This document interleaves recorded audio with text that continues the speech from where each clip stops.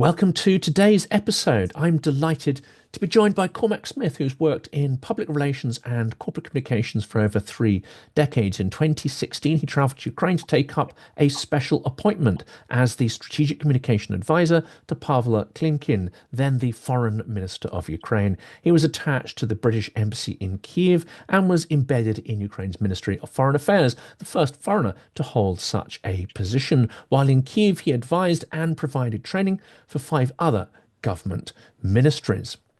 Networks, welcome to Silicon Curtain. Please do check you are subscribed so you don't miss out on any of the amazing guests that appear on the channel. And a huge thank you to everybody in the audience who sends messages, emails me, but also who has become a patron or done the buy me a coffee thing. It really does help to keep the channel going. Thank you also to everyone who has contributed to trying to get our documentary film made about Ukraine. Some who are regular viewers of the channel will have seen the various posts and adverts around that. We are kicking off the first part of the production of that documentary, and this side of the new year we hope to have some really interesting material for everybody, but especially for those who have contributed to make it happen.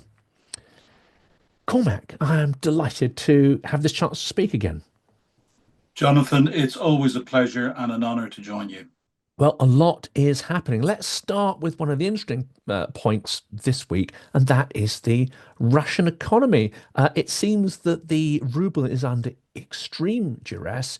The economic collapse that we've been predicting for 3 years and has been so stubborn in not arriving, but for very good reasons. It seems finally that reality is catching up with the Russian economy and Putin. Is that your view? Will it change anything? Will it change the calculus in the Kremlin? Well, Jonathan, it is my view, but as to how it's going to change things, I think remains to be seen. I've been saying from the very start, in fact, I pulled out an old interview that I did 2 days before the full-scale invasion on a Irish channel. It was where I said we needed to sanction Russia back to the Stone Age.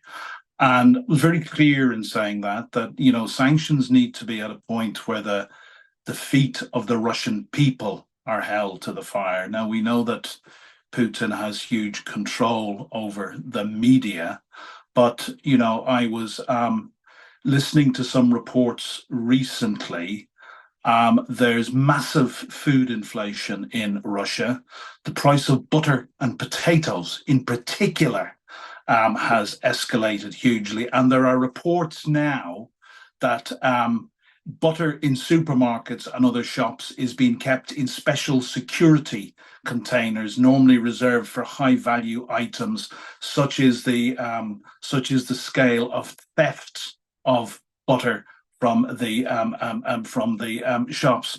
And we know now that the average Russian is spending over 50% of their income on food alone.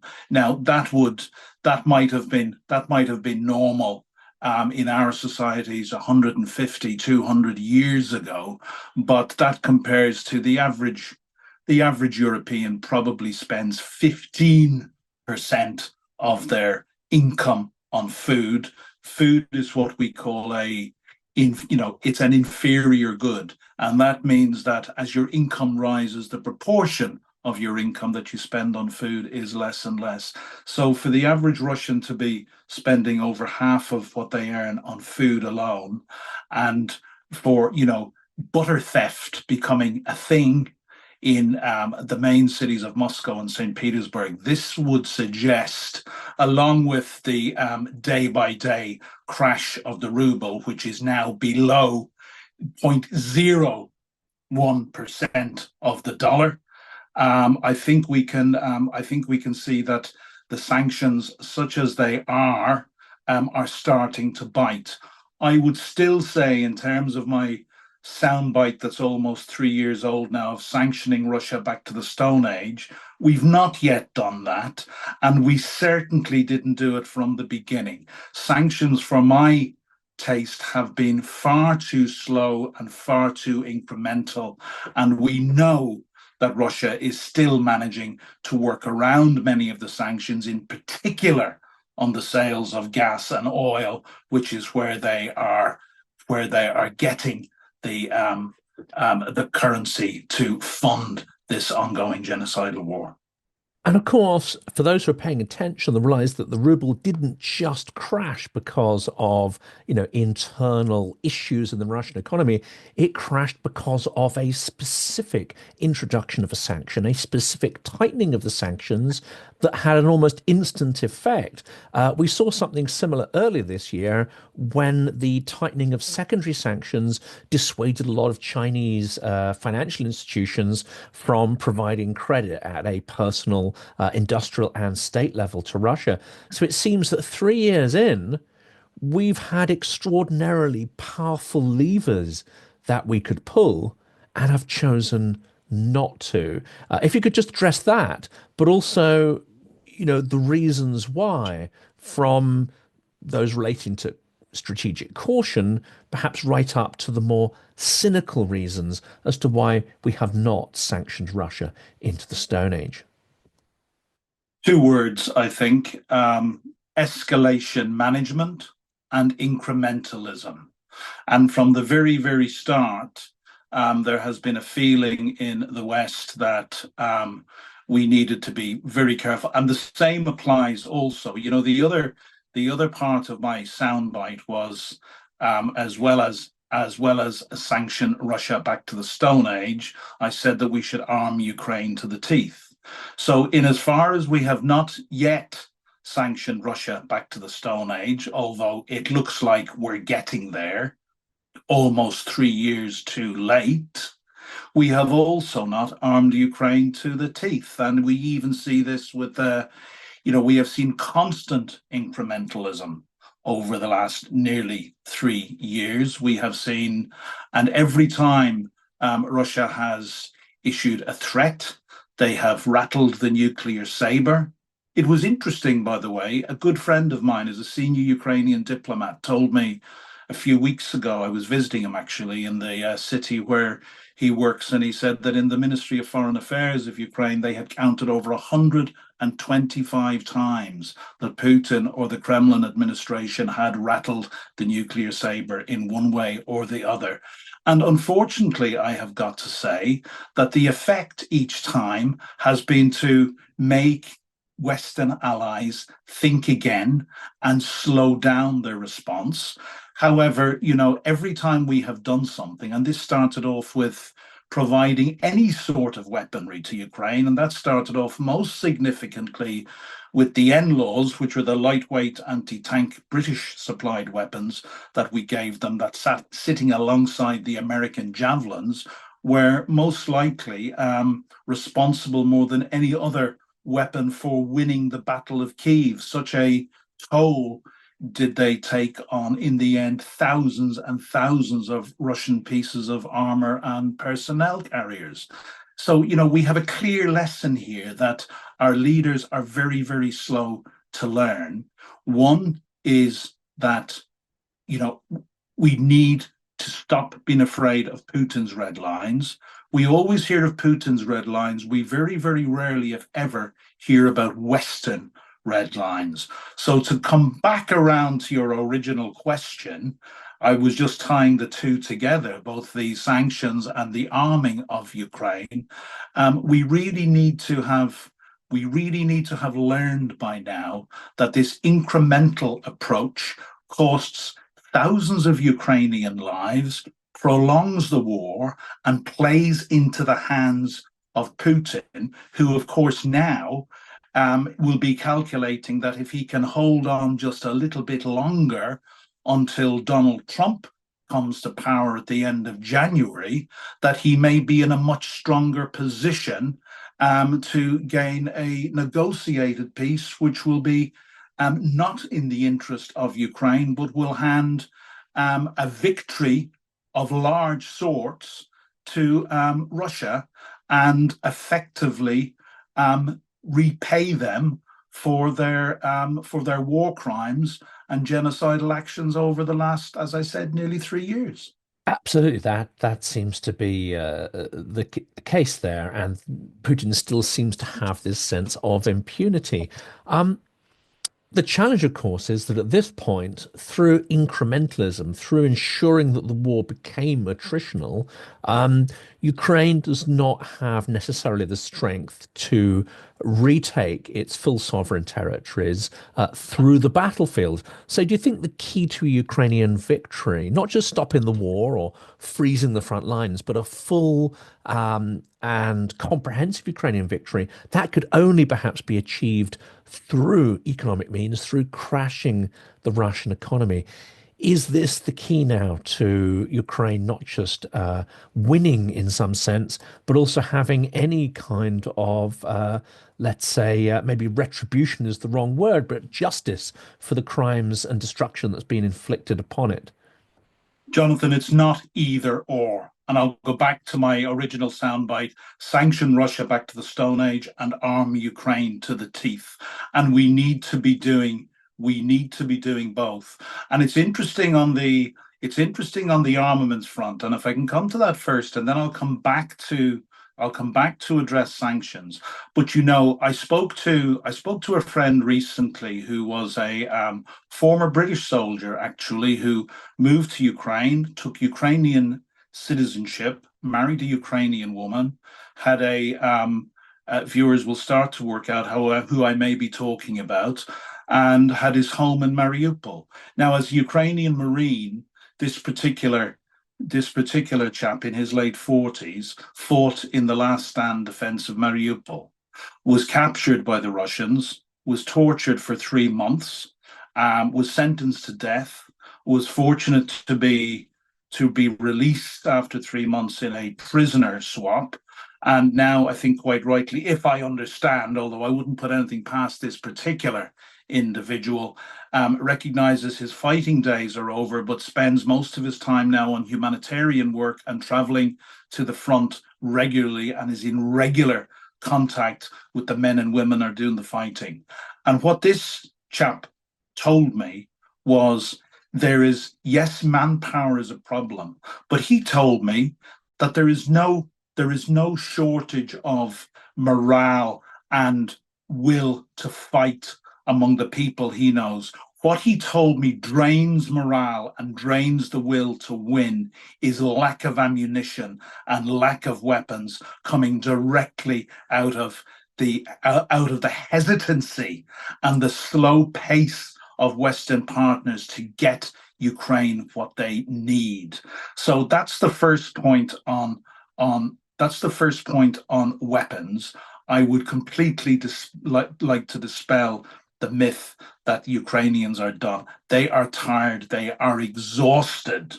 But as another very good friend of mine and a senior diplomat told me in the early weeks of this war, if Russia stops fighting, there will be no war. If Ukraine stops fighting, there will be no Ukraine. And the Ukrainian people, and not just the soldiers, men and women on the front, but the whole of Ukrainian society recognizes this. So that's the armaments issue on which we are still falling short.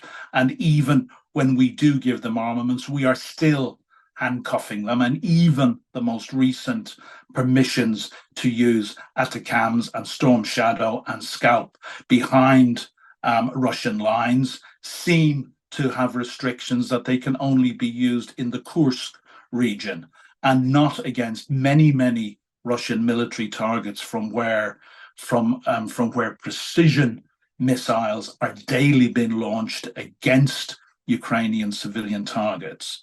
So secondly, on the, hand in hand with that is the need to, as I have said many times, to sanction Russia back to the Stone Age. And again, I believe we have been incessantly incremental on this. And that incrementalism and that hesitancy and fear of doing anything which would upset or provoke Putin too much has simply played into Putin's hands. It has given him the time that he needs, and it has, most importantly, it has been responsible for costing thousands of Ukrainian lives. Now, daily at the moment, we are hearing stories of the crash of the ruble, of inflation, which is now over 20%. As I said before, we're hearing of basic items such as butter being stolen from stores and so forth. So the Russian people will be starting to feel this, but it's very, very hard from the outside to judge just, at what point the Russian people will reach their limit. They don't have the same record of rising up as we have seen in Ukraine, as we are seeing in Georgia at the moment, and as we would expect to see in other democratic countries. So there is something here about the character of the Russian people who, if you're a student of history as I am, I would make the very bold statement, have never as a people at large really thirsted after freedom and democracy. What they have always seemed to thirst after, going right back to the Tsars, is a strong leader. So one would hope that that things are getting very perilous for Vladimir Putin, but unfortunately, over the last 3 years, I have seen his obituary hopefully written on too many occasions. We cannot sit back and rely on the fact that Putin's regime is going to collapse. The only thing we can do is focus on what we are doing, and that is to really tighten the sanctions finally and ultimately, and empty our arsenals and upscale our defense industries so we can give now and continue to give the Ukrainians every single weapon they need. Because my friends are telling me, yes, we are tired, we are worn out, and I'm having increasing conversations about how bleak people are feeling, and the people that are suffering increasing mental health issues, not even those at the front with PTSD, but just ordinary people. I'm having these stories from friends every day, but they know they cannot stop fighting. One, they know they cannot stop fighting. Two, and all the evidence that I have had from 2016, these are among the most resilient people on the face of the earth, but they are human at the end of the day. They will have a limit, but their limit is going to be determined not by their strength and resilience. It's going to be determined by either our final decision to go all in and support them, or our supine cowardice and letting them down. Unfortunately, despite the billions that have been pumped into Ukraine over the last nearly 3 years, I would characterize the Western approach and the approach of Western leaders as supine cowardice more than a will to actually make sure that Ukraine wins this war. How many times have we heard the meaningless phrase for shoulder to shoulder as long as it takes? When have we heard Western leaders and the major powerful Western leaders in the United Kingdom, of which I'm hugely proud of the leading role that we have played from day one in supporting Ukraine, but also in Washington, D.C., and also in Berlin, and also in Paris? When have we heard these really big, powerful voices say, Ukraine must win, and we are going to do everything to help the Ukrainians to ensure that victory as soon as possible, and in so doing minimize the loss of further Ukrainian lives? We are yet to hear that. We hear it from the Baltics.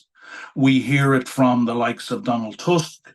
We are yet to hear it from the larger Western economies.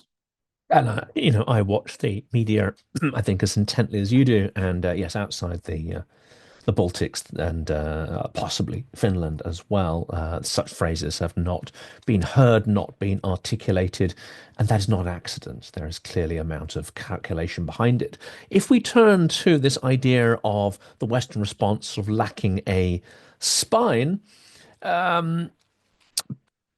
Biden seems to have developed at least a modicum of spine since the election. That perhaps, in my mind, makes it even less moral that internal political calculations within the US would put Ukrainians at risk, indeed lead to, I'm sure, numerous casualties that could have been avoided. But anyway, that's an aspect of the weakness. Now it seems that ATACMS are being provided, but not in huge quantities and not necessarily of the unitary warheads that would have more of an impact. There are still some apparent restrictions around their use, but Biden is making noises about providing many more billions, both in funds that have already been approved and which he can start the disbursement of, but also looking for another aid package prior to Trump coming along. Of course, there's some question as to whether that would actually get passed in the next month or so. But an interesting question has been raised.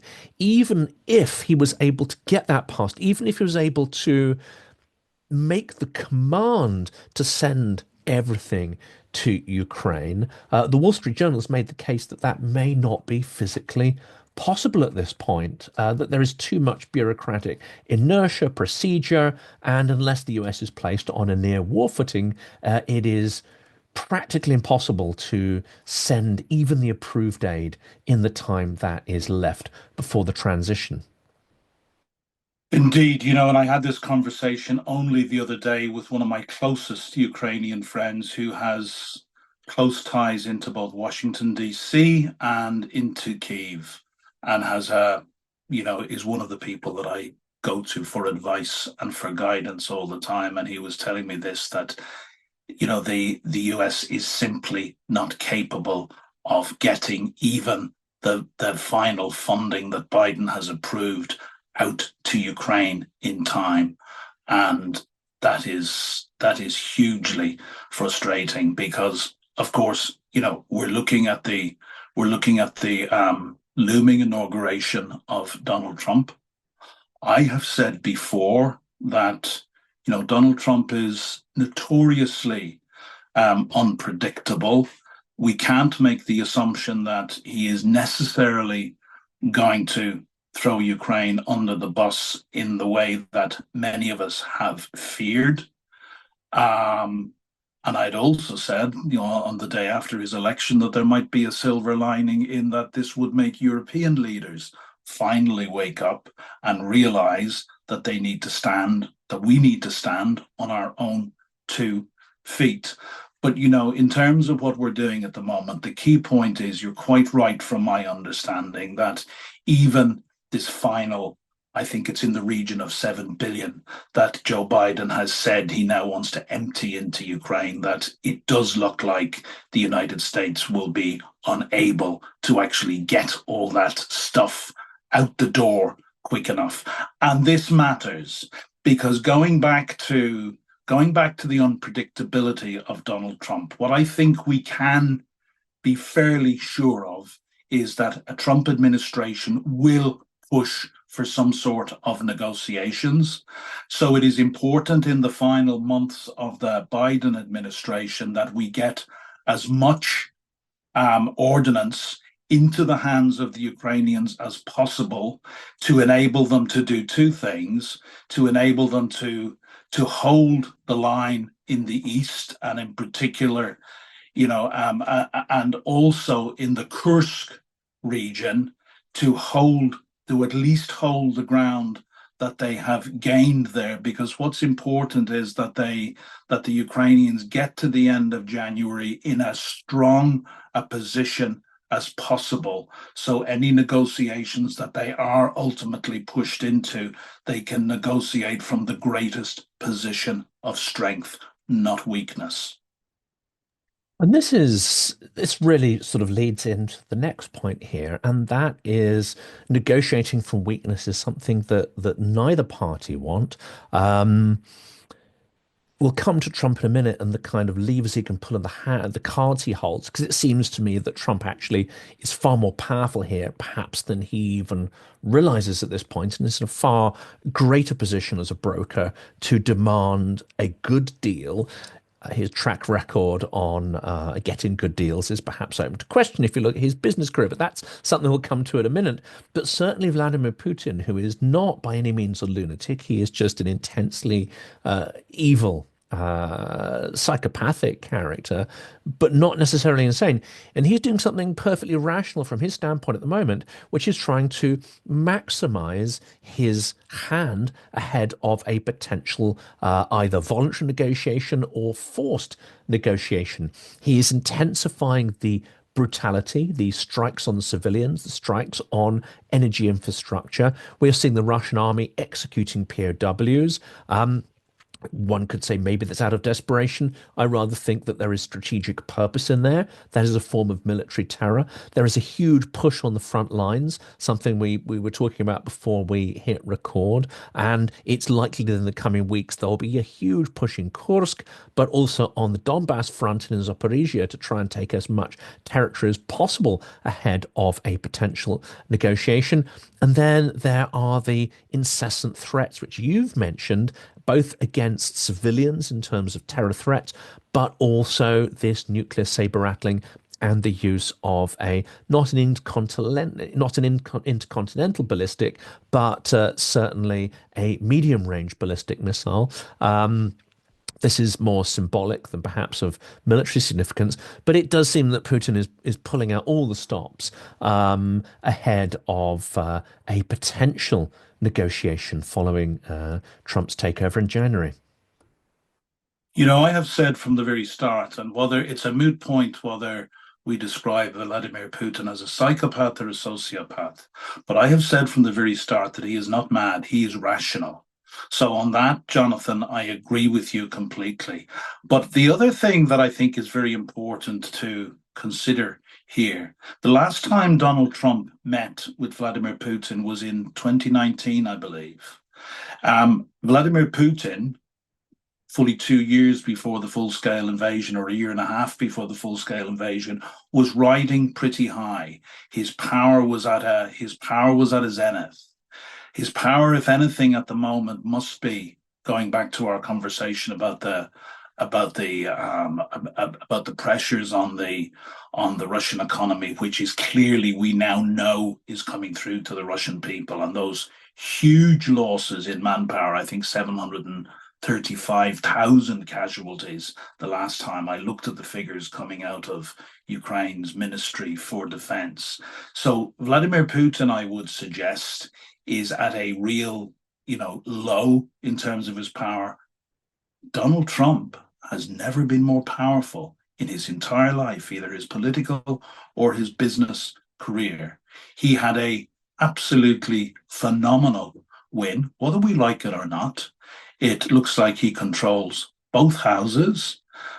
He won not only the Electoral College, but he, for the first time in many years, a Republican won the popular vote also. So he has, again, whether we like it or not, he has a huge mandate from the American people. And of course, at his fingertips, he has the most powerful military on the face of the earth, a military that spends, if people need to be reminded, as much as the next 10 militaries combined. So Donald Trump can effectively do what he wants with Ukraine. And Donald Trump, of course, is somebody who talks about negotiating from a position of strength, which was exactly the day after his inauguration when President Zelensky sent him that now famous message where he congratulated him. And I think that President Zelensky was right to do that. And he aired the hope that Donald Trump would see that Russia needed to be dealt with from a position of strength. And how often, Jonathan, do we need to remind ourselves that Russia respects and understands only strength? And this was something long before I got involved in the Eastern neighborhood, and my work with former Soviet and communist countries, began back in 2014.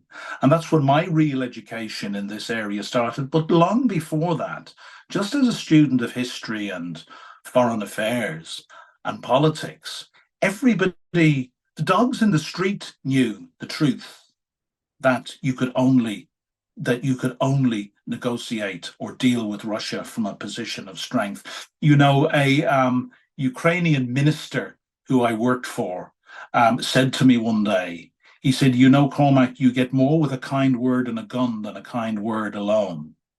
This is no secret. So the bigger question to me has always been, do we actually want Ukraine to win? Do we actually want to defeat Russia? And it has been my, position I came to reluctantly, because friends who, quite frankly, knew and understood much more than I did have been telling me from the start of this war that the main Western powers did not want Ukraine to win because they were afraid of defeating Russia. And they seemingly were afraid of defeating Russia, probably for three reasons. One, as we've already discussed, they constantly feared Putin's nuclear threats. Two, there was an ongoing fear about what the breakup of the Russian Federation would actually mean and what instability that would cause. And I'll quote another frequent guest that you have on, General Ben Hodges, former Supreme Commander of American ground forces in Europe, said about this only a couple of months ago. It may even have been speaking to yourself. He said, we cannot prevent the breakup of the Russian Federation. All we can do is use all of our ability and our resources to prepare for that, so we can deal with it when it happens. Whether it's going to happen or not is ultimately not in our control. And the third reason I think that we have not wanted to defeat Russia has been there has been this mythical desire for a reset with relations between the Russian Federation and the West, which I have got to tell you, from my point of view, that reset is never going to happen. You are dealing with a country in the Russian Federation who is absolutely dead set on the destruction of our Western rules-based order that, imperfect though it is, has pertained since 1945. It has given the world the greatest period of relative peace, stability, and prosperity and security that we have ever known. And Russia, along with their three main allies in what we now refer to as the new axis of evil, North Korea, Iran, and China, all of whom we know are providing lethal aid to Russia to use in their daily attacks on Ukrainian civilian targets. We know that one of the things that this axis shares is a desire to see the coming asunder of our rules-based order, which is creaking a lot at the moment. And they talk about moving from a bipolar world to a multipolar world. In the old parlance, it is about divide and conquer, because they realize that the democratic societies of the West will be far weaker and far easier to take apart and to pick off if we are not united. Why did we see so much Russian money going into the Brexit campaign, for example? Why did we see so much Russian interference in a referendum in the Netherlands back in 2016, which was where a very, very small proportion of the EU population managed to significantly hold up a Ukrainian association agreement with the European Union. Putin hates the European Union. Putin hates NATO. Their rhetoric has told us this, because the European Union and NATO represents unity and strength against which Russia and their allies cannot hope to have victory. But if these bodies can be broken up, and if indeed they get their wish, and we do, as so many people are just taking now, oh well, we're moving from a bipolar world to a multipolar world, is language we will increasingly hear. And that's what these people want. I always go back, and I've gone back to it with you before, to Sergei Lavrov in the Munich Security Conference in 2017, where he almost in a speech he exulted in the coming asunder of the old order, the rules-based order that I have just talked about, and he and and he talked about the rise of the post-West era. And that post-West era we see now is fundamentally the four nations of China, Iran, North Korea, and Russia that I've spoken about, but many others who are at very best sitting on the fence and ready to fall into the lap of that particular axis. And I think all of us need to ask ourselves, what sort of a world do we want to live in?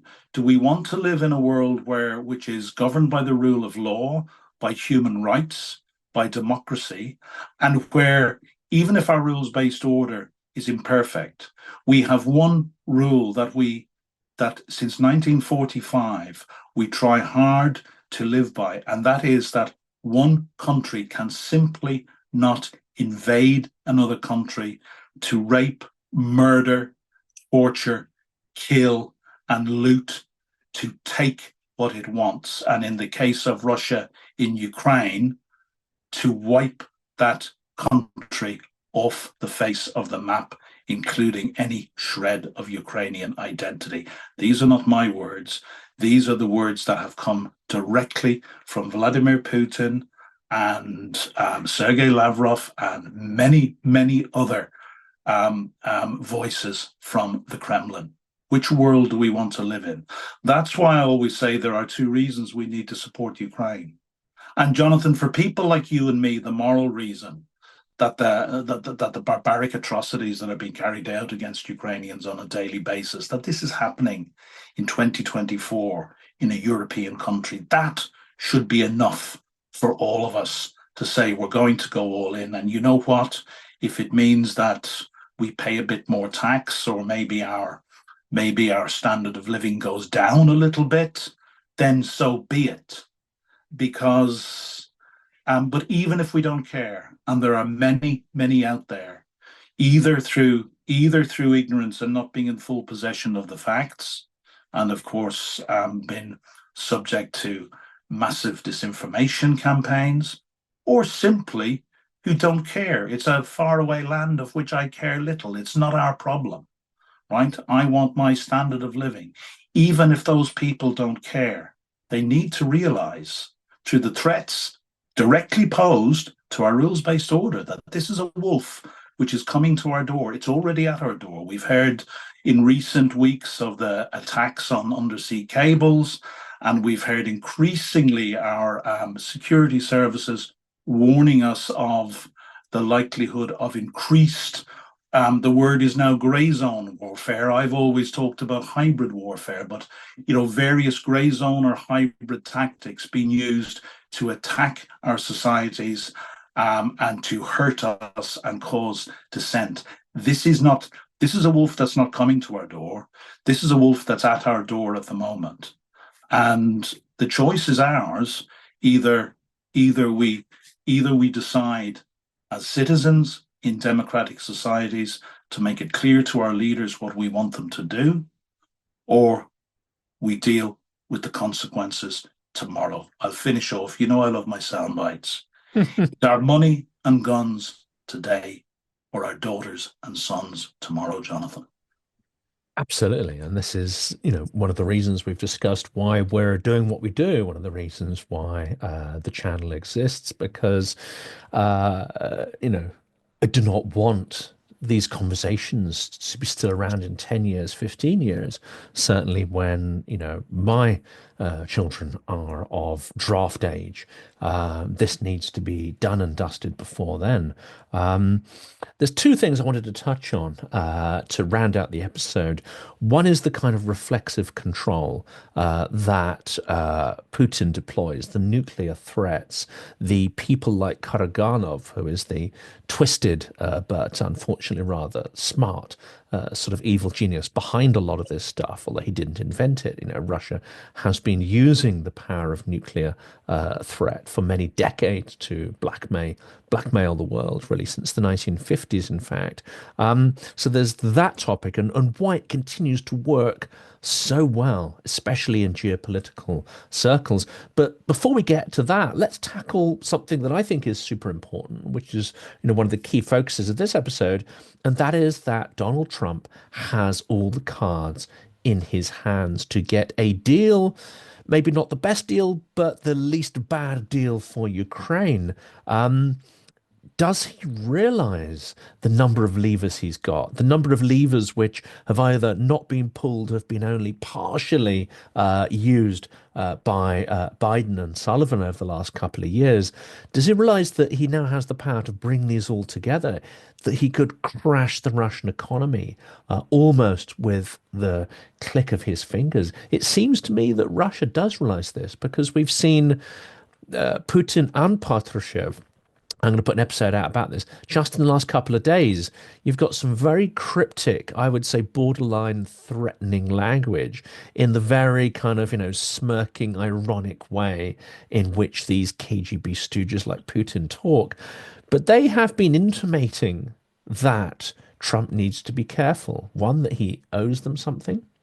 Two, that he needs to be a little more careful because, there have been 2 attempted assassinations and he wouldn't want any more, would he? Hint, hint. So this is an interesting kind of change in tone and perhaps reaction to some of the people he started appointing, including, as you say, Kellogg, his negotiator of choice in the upcoming process, which we think is going to kick off.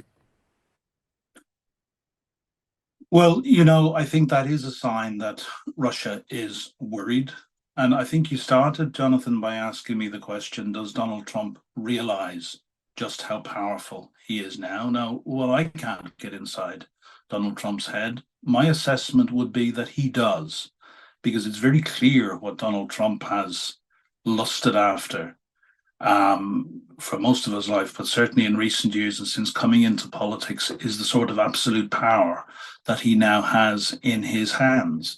What is much harder to know is, what does Donald Trump really want to do, and to what extent?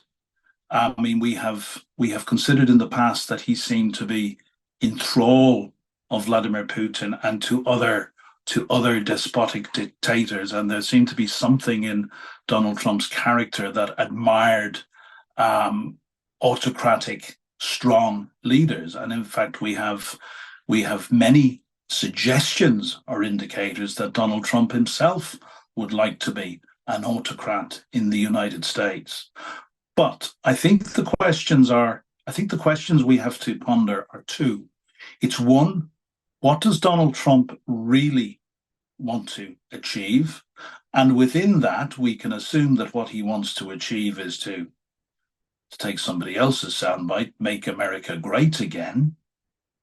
And maybe if Donald Trump can be helped see by some of the people around him, that in making America great again, that one of the greatest things that he can do to make America great again will be to defeat Vladimir Putin.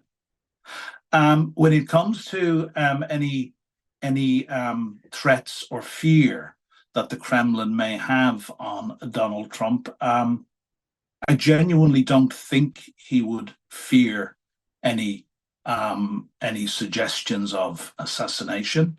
There is a much bigger point which is still very, very opaque about what compromat the Russians may have on Donald Trump, and most of the smart money says that this goes back to possibly as far as 2012 and would involve tapes of a sexual nature, possibly with possibly with underage women, etc., etc., etc. I have certainly been told some things by some of my contacts in the security services, both here in the UK and in Ukraine. However, it's not really important whether any of this stuff is true or not. I think the more important thing is um, Donald Trump is is the ultimate Teflon Don. He famously said over 4 years ago, I think, that he could shoot somebody in broad daylight on, was it 8th Avenue or 6th Avenue in New York and get away with it. Well, he's an awful lot more powerful than he is now. We have seen him come through so many scandals. We have seen him indicted for rape, convicted of rape actually in a New York court, and so many other indictments on him. And it doesn't seem to either it doesn't seem to leave a scratch on him. So I think that that experience leading up to where all of us in Europe were saying, "Oh my God, how could anybody vote for this terrible, terrible man?" Well, the American people have voted for him, and for all the scandals that he went through, it bounced off him with no effect. So I would cast very, very serious doubt on the ability of the Kremlin to have any influence over Donald Trump by releasing any compromise which they may have. So, Cormac, as ever, it's a huge pleasure speaking, and your words are both forceful and realistic, and of course, hugely welcome at this time of many frustrations for those who want to see a comprehensive Ukrainian victory. But for now, thank you so much for joining us and the audience. Jonathan, it's always, as I said, my great pleasure and a privilege to join you on the channel.